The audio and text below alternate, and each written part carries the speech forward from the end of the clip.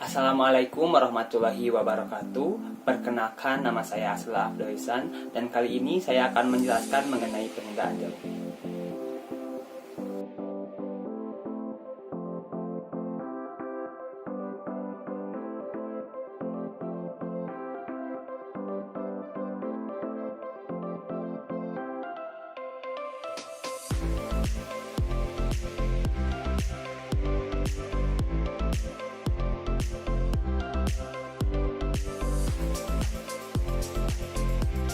Nah, jadi apa itu penginderaan jauh? Penginderaan jauh berasal dari kata remote sensing yang memiliki pengertian bahwa penginderaan jauh merupakan suatu ilmu dan seni untuk memperoleh data dan informasi dari suatu objek di permukaan bumi dengan menggunakan alat yang tidak berhubungan langsung dengan objek yang dikajinya.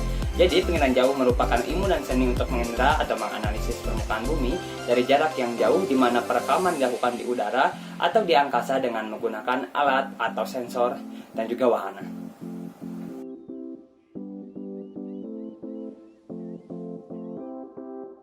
Nah, setelah memahami penginderaan jauh, kali ini kita akan mengenali komponen penginderaan jauh.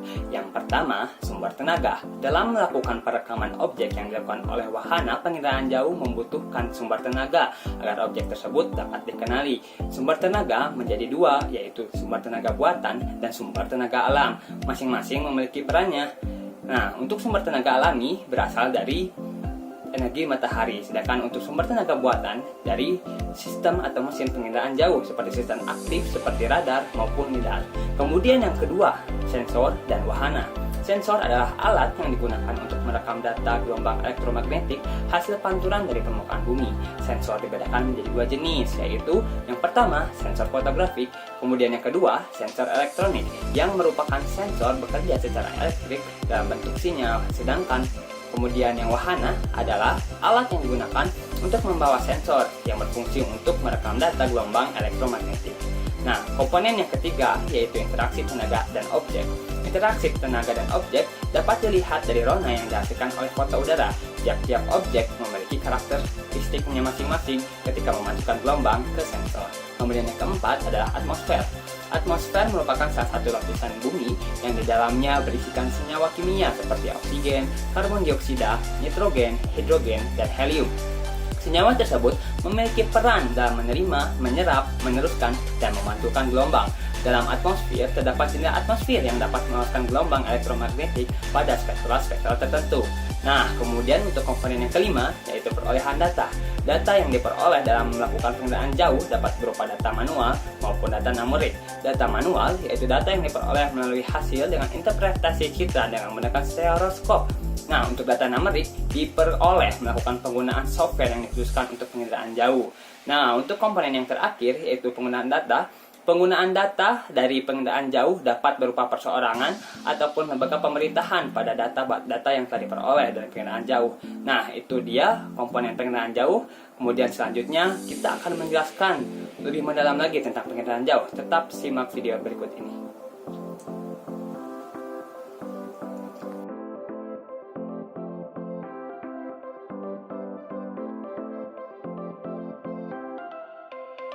Nah, setelah kita memahami konsep-konsep di atas, kali ini kita akan memahami citra dan interpretasi citra. Nah, proses penginderaan jauh akan menghasilkan hasil keluaran atau yang kita sebut sebagai citra. Citra dapat kita menjadi dua macam, yaitu citra foto dan citra non-foto. Mari kita simak penjelasannya.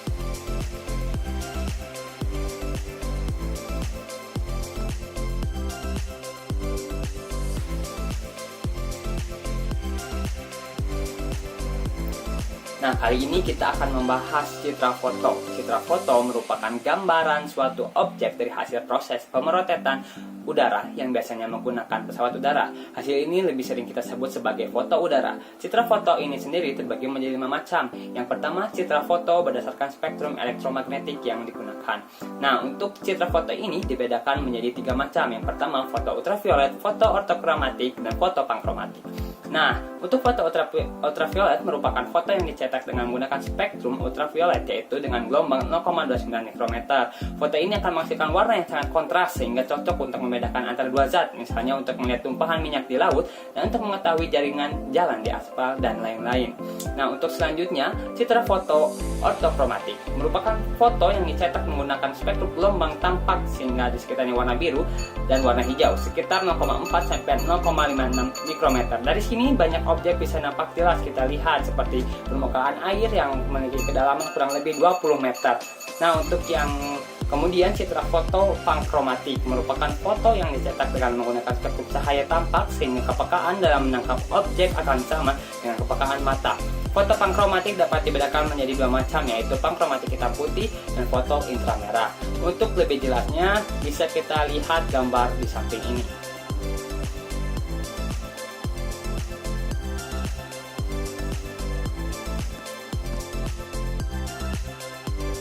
Nah, kemudian untuk jenis citra foto yang ketiga yaitu berdasarkan arah sumbu kamera ke arah permukaan bumi. Berdasarkan arah sumbu kamera, citra foto dapat dibedakan menjadi dua macam, yakni foto tegak lurus dan foto miring. Foto tegak merupakan foto yang diambil tegak lurus terhadap permukaan bumi atau sekitar 0-10 derajat. Dan yang kemudian foto miring merupakan foto yang diambil dengan sudut minimal 10 derajat terhadap permukaan bumi. Nah, foto mirip atau condong ini dapat dibedakan menjadi dua macam, yaitu foto agak condong dan foto sangat condong. Untuk lebih jelasnya kita bisa lihat pada gambar berikut.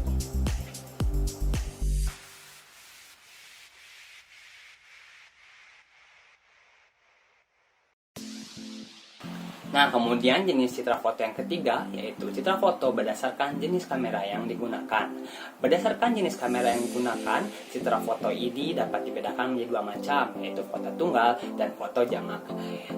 Citra foto tunggal yaitu foto yang dibuat menggunakan kamera tunggal, dan kemudian citra foto jamak yaitu foto yang dibuat lebih dari satu pada saat waktu yang sama dengan daerah lokasi yang sama. Untuk lebih jelasnya bisa lihat pada gambar berikut ini.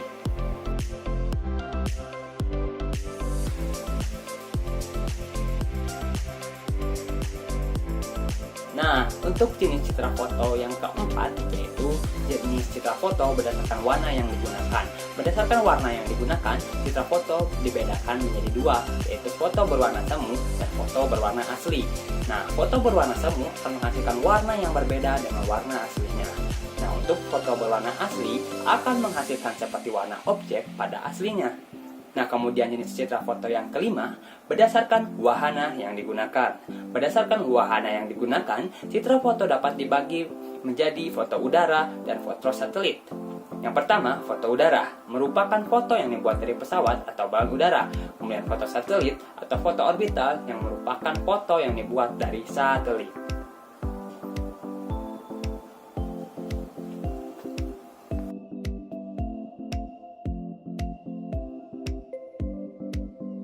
Nah, selanjutnya kita akan membahas jenis citra non-foto. Citra non-foto merupakan citra yang diambil menggunakan sensor, biasanya menggunakan satelit.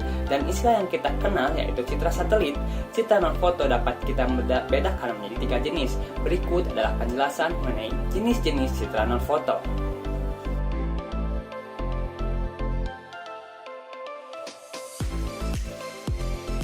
Yang pertama, jenis citra non-foto berdasarkan spektrum elektromagnetik.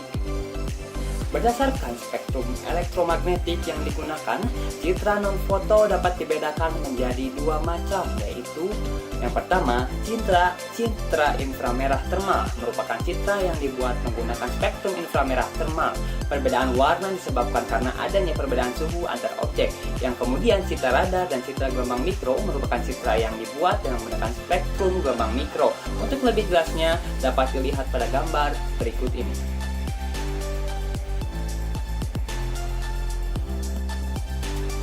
Nah, jenis citra non-foto selanjutnya yaitu jenis citra non-foto berdasarkan sensor yang digunakan.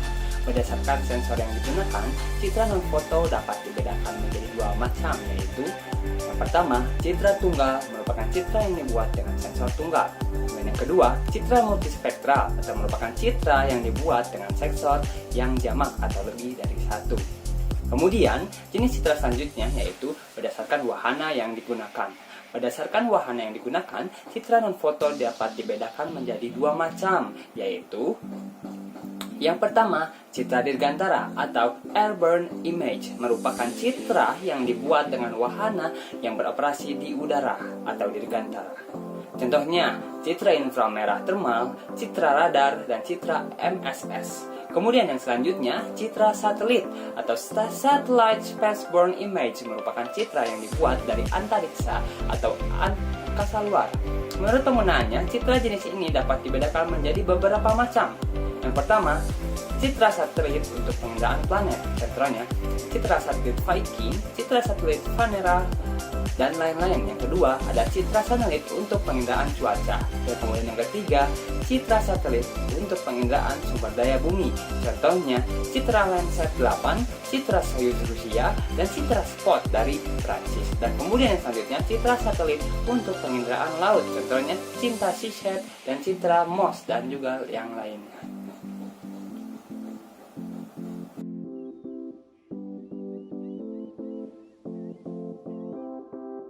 Nah, selanjutnya setelah memahami jenis-jenis citra, kita akan membahas interpretasi citra. Interpretasi citra, gambar, atau foto adalah suatu kegiatan menganalisis foto yang dihasilkan dari suatu alat dengan tujuan untuk mengidentifikasi suatu objek dan peran dari objek tersebut. Hal ini biasanya mengacu kepada penggunaan di dalam penginderaan jarak jauh. Dalam kegiatan penginderaan jarak jauh, kita akan mendapatkan sebuah hasil data. Hasil data ini disebut dengan citra. Nah, dalam interpretasi citra, ada gambaran suatu objek yang tampak pada cermin melalui lensa kamera atau hasil penginderaan yang telah dicetak. Objek yang terdapat dalam citra ini memiliki karakteristik tersendiri. Hal ini dinamakan dengan kunci interpretasi. Dalam menginterpretasi suatu citra, hasil penginderaan ada beberapa hal yang perlu diperhatikan. Untuk interpretasi citra, digunakan beberapa unsur interpretasi, yaitu rona, warna, tekstur, ukuran, pola, bentuk, situs, bayangan, asosiasi, dan konvergensi bukti. Yang pertama, rona dan warna. Rona merupakan ukuran atau kegelapan atau kecerahan dari suatu objek, sedangkan warna adalah wujud yang tampak oleh mata. Tekstur. Tekstur merupakan frekuensi perubahan rona pada citra. Tekstur objek terdiri dari suatu tekstur kasar, sedang, dan halus. Kemudian bentuk. Bentuk merupakan unsur interpretasi citra yang merupakan suatu konfigurasi atau kerangka pada objek. Kemudian yang selanjutnya, ukuran. Ukuran merupakan keterangan dari ciri suatu objek mengenai panjang, tinggi, luas, atau volume. Kemudian pola. Pola merupakan suatu keruangan yang menjadi penanda bagi suatu objek. Bayangan. Kemudian unsur ini merupakan tanda pengenalan objek yang dipengaruhi oleh arah datangnya sinar matahari. Setelah itu, bayangan juga merupakan dapat menutupi objek. Situs merupakan lokasi atau tempat suatu objek.